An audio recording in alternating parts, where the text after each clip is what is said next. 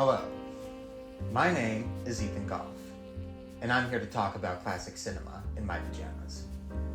Thank you. Guys, I'm gonna be honest with you. I think I like this movie too much. Like seriously, I've seen it more than 20 times at this point for sure. I just keep watching it. If I don't feel like doing homework, I'm watching It Happened One Night. If I don't answer my text, I'm probably watching It Happened One Night. If I'm neglecting all my responsibilities and obligations, I'm probably watching It Happened One Night. We used to talk about obsession a lot in my high school psychology class, and as we did, my heart would just sink into my stomach. Because I knew I had a problem. I am obsessed with two things, ladies and gentlemen.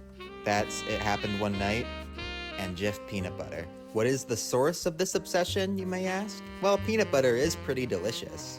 You can make sandwiches with it, you can put it on crackers, you can mix it in with oatmeal, you can make delicious cookies with it, it's in the best candies, great cereal. You can even throw it in noodles if you're a weirdo or a monster. They put it in between Oreos too. If you give it to a dog, it'll shut up for a little bit. You can use it for intimate situations. There's just so much. Oh wait, I was talking about a movie too. In all seriousness, I just think this is one of the most charming movies ever. It's actually a really good example of a well-made crowd pleaser. This was the first movie to win the Big Five of the Academy Awards, and you can see why.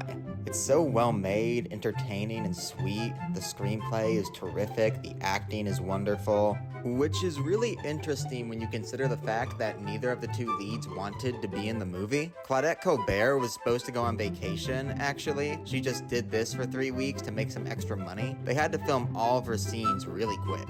Clark Gable was under contract with Paramount at the time. He was asking for more money, and that kind of pissed them off. So they shipped him off to Columbia to star in this movie as some sort of punishment. For the first meeting he had with Frank Capra, the director, he showed up completely drunk. That was just Clark Gable. He was a drunkard, a scallywag, a goofball. On top of that, the studio had absolutely no faith in this movie. They thought the script was stupid and run-of-the-mill, just another road movie. They thought it was gonna suck. But Frank Capra knew he had something, and it ended up appealing to a lot of people. It was a nice, simple story about a rich girl who runs away from home, meets a journalist, they don't like each other at first, but then eventually end up falling in love. It's the kind of thing we've seen millions of times today. But back then, this simple story wasn't as formulaic. It was actually refreshing to see something this straightforward. That's really cool to me. I can imagine some people having issues with this movie. One, it was made in the 1930s and it definitely feels like it. To me, that adds to the charm, but I know not everyone else is like that. And there certainly are other things dated about it. Some of the jokes are a bit That's just sort of what time does. But there's some things that time doesn't take away. And those things for me are heart and charm. And this movie has a lot of that. It's such a delight, and I hope you guys check it out and enjoy it. Thank you for listening.